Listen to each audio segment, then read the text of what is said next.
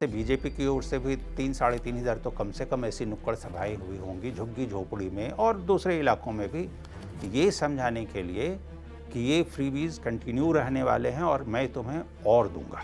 वैसे अगर आप पूरे चुनावी इतिहास को देख लें तो ये पोल्यूशन और ये कभी स्वच्छता ये कभी मुद्दा बना ही नहीं। क्या दिल्ली चुनाव का स्वरूप यानी मैं फिर से वोटिंग परसेंटेज की बात कर रहा हूँ, क्या ये बदल पाएगा?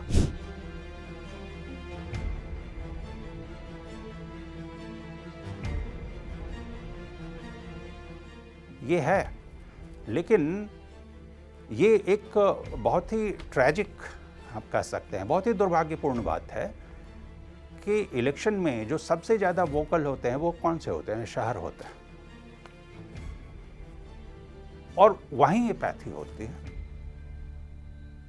हम थोड़ी चर्चा कर लें इस पर कि दिल्ली इलेक्शन में क्या सचमुच में ऐसे कोई इश्यूज आए जिससे लगता है कि ये जो अर्बन अपैथी है, जो वोटर में जो कमी है उत्साह की वोट डालने की, मैं शहर की बात कर रहा हूं, क्या वो बदलेगा? तो अब एक एक करके 2-3 इशू पर चर्चा करता। जो सबसे बड़ा मुद्दा रहा दिल्ली इलेक्शन में वो क्या है? आज के दिन भी माना जाता है। अब पिछले 1 महीने के अखबारों को देख लें, टीवी को देख लें और अलग अलग सोशल मीडिया को भी देख लें तो अलग अलग पॉलिटिकल पार्टीज, 3 ही पॉलिटिकल पार्टी मेन है यहाँ। उनका क्या था मेन इशू? फोकस एरिया जो बोलते हैं वो है फ्रीबीज। तो क्या फ्रीबीज में ये कैपेसिटी है कि वो इस अर्बन एपैथी को डील कर पाए? बिल्कुल नहीं। क्यों? क्योंकि देखिए ये एक तो क्या है कि पिछले 2-3 इलेक्शन जो हो रहे हैं लगातार फ्रीबीज पर थे, जिसके कारण कि आम आदमी पार्टी को सबसे बड़ा एडवांटेज मिला था। और धीरे धीरे एक ट्रेंड होता है सोसाइटी में कि कुछ दिनों तक कुछ कंटिन्यू करे कोई चीज़ तो धीरे धीरे वो उसको अपना अधिकार मानते हैं। They take it as their right. ये आपकी ओर से फिर कोई उपहार नहीं रहता, ये उनका राइट होता है। आज के दिन दिल्ली में वही स्थिति बन गई और इसीलिए देखिए अब आम आदमी पार्टी की ओर से करीब 6,000 प्लस ऐसी सभाएं की गई जो फोकस्ड थे इस पर कि पब्लिक को समझाया जाए कि ये फ्रीबीज, और बल्कि उसको तो रेवड़ी कह करके रेवड़ी सभाएं ही की गई थी, ये हम दे रहे हैं। उनके मन में बिठाने की कोशिश हुई थी भाजपा ये तुमसे छीन सकती है। दूसरी तरफ मेरे ख्याल से बीजेपी की ओर से भी 3,000-3,500 तो कम से कम ऐसी नुक्कड़ सभाएं हुई होंगी झुग्गी झोपड़ी में और दूसरे इलाकों में भी, ये समझाने के लिए कि ये फ्रीबीज कंटिन्यू रहने वाले हैं और मैं तुम्हें और दूंगा। मैं उस पर जा ही नहीं रहा हूं कि किस तरीके की रैलियां हुई और क्या क्या घोषणाएं की गई कि कौन पार्टी क्या दे रही है, मैं उस पर बिल्कुल नहीं जा रहा। वो आप लोगों ने बहुत देखा सुना होगा। कांग्रेस ने भी हर विधानसभा में न्याय यात्रा की और बाद में अलग अलग रैलीज और इसके जरिए फ्रीबीज कि जो मिल रहा है मैं उसे थोड़ा और अधिक। तो अब ऐसे में ये फ्रीबी कुछ बदलने वाला है? मुझे नहीं लगता कि इससे चुनाव का स्वरूप बदल जाएगा, मुझे बिल्कुल नहीं लगता। फिर बात आई एक कि भाई स्वच्छता, पोल्यूशन, और पोल्यूशन दिल्ली के एयर पोल्यूशन से शुरू हुआ था और कहाँ जाकर ख़त्म हुआ आपने देखा होगा कि बड़ा नाटकीय तरीके से एक बात आ गई कि यमुना में जहर। एक दूसरे पर आरोप प्रत्यारोप भी हुआ कि बीजेपी गवर्नमेंट जो हरियाणा की है वहाँ से जहर मिला करके आ रहा है। एक समझ लीजिए कि एक ऐसा चुनावी आरोप प्रत्यारोप चला जो कि बहुत अभूतपूर्व था, जो होना नहीं चाहिए। एक तरीके से पब्लिक अगर इस इशू पे भड़कती तो उसका अलग संदेश जाता। खैर मुझे नहीं लगता, क्योंकि पब्लिक इतनी समझदार तो हो गई है कि जानती है कि भाई क्या ऐसी घटना हो सकती है कि कोई जहर मिलाए, या ये किसका जुरिस्डिक्शन है कि साफ पानी मिलना चाहिए, नहीं मिलना चाहिए, पब्लिक समझती है। और वैसे अगर आप पूरे चुनावी इतिहास को देख लें तो ये पोल्यूशन और ये कभी स्वच्छता ये कभी मुद्दा बना ही नहीं।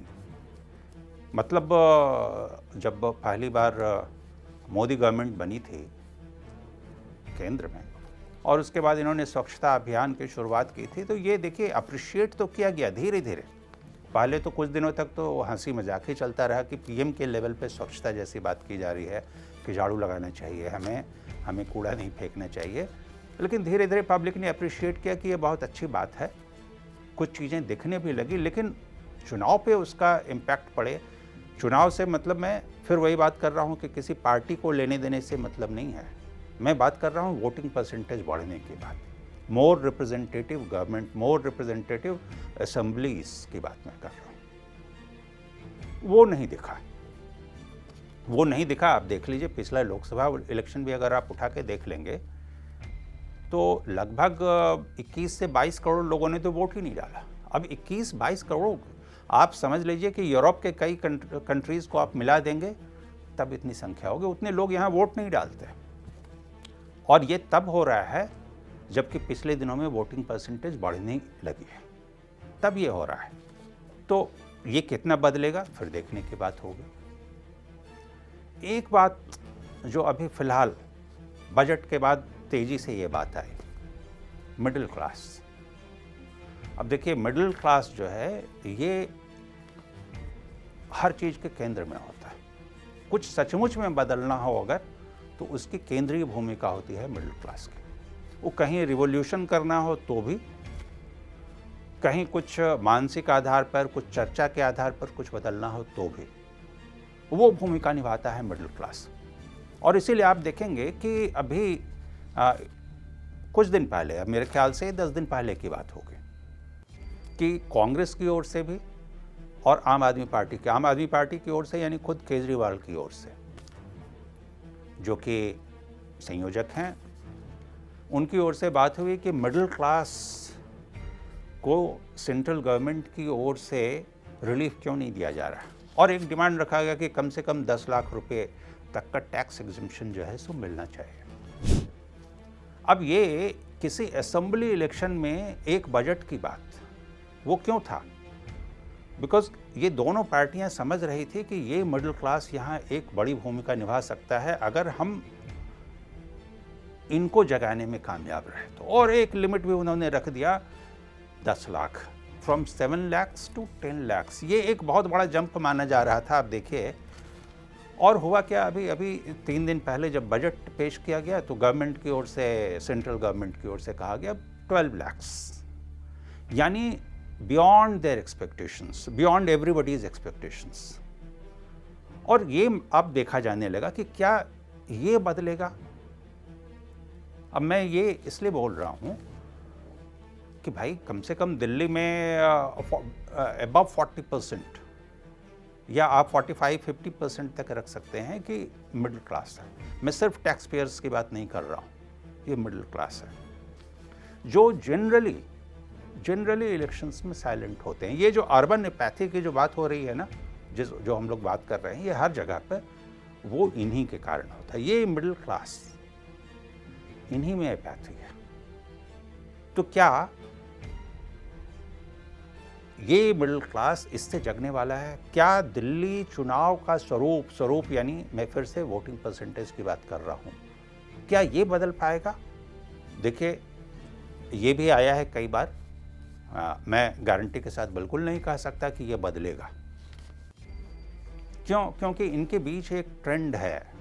पहले भी कई इलेक्शंस हुए हैं जिसमें कि इस तरीके की घोषणाएं हुई। ये जाहिर तौर पर इस बार की घोषणा बहुत बड़ी है, हर किसी के एक्सपेक्टेशन से, इसीलिए थोड़ी सी जिज्ञासा है। अदरवाइज तो मैं बिल्कुल दावे के साथ कह सकता था कि इससे भी नहीं बदलेगा। नॉमिनल चेंजेस से वो कभी बदला ही नहीं। उनकी वो इश्यूज़ को रखना तो जानते हैं, लेकिन इलेक्शन में वॉइस नहीं बन सकते। और ये अगर आप करेंगे, कोई भी, ये पब्लिक को समझना चाहिए, आम वोटर को समझना चाहिए आप वोट नहीं डाल रहे हैं तो you are losing your voice. मैं सिर्फ एक एग्जांपल देकर के आज की बात खत्म कर दूंगा कि आप देखिए आफ्टर 2014 जो एक बात आती है ना कि 2014 के बाद बीजेपी ने क्या बदल दिया कि वोटिंग परसेंटेज भी बढ़ने लगा। कई राज्यों में बीजेपी का वोट परसेंट अकेले में 50% को क्रॉस करने लगा। क्या बदला? देखिए, बीजेपी ने एक अपना बेस बदला था उस समय। वो बेस इस तरीके से बदला था कि जो वोट करने वाले लोग हैं, हमें अपना बेस वहाँ शिफ्ट करना है। तो the BJP which was known कि it is a mostly urban party, ये कहा ही जाता था, वो धीरे धीरे उसने अपना बेस शिफ्ट कर लिया था रूरल। और उसके बाद से आप देखेंगे कि रूरल कॉन्स्टिट्यूंसी जो है वहाँ बीजेपी का ग्राफ बढ़ता गया और वहीं से बीजेपी बहुत पावरफुल होती गई, बिकॉज बीजेपी न्यू कि दे हैव देयर वॉइस, तो हमें अपना वोट वहाँ शिफ्ट करना है। ये और आने वाले दिनों में जो पूरा डेमोग्राफी जिस तरीके से चेंज होता जा रहा है, धीरे धीरे अर्बन पॉपुलेशन भी बढ़ने वाला है। उसमें अगर ये अपैथी रही तो सचमुच में आपकी बात कभी सुनी नहीं जाएगी। सो मैं यहाँ सिर्फ इसलिए आया हूँ जस्ट टू अपील, वोट और you will lose your voice. Thank you.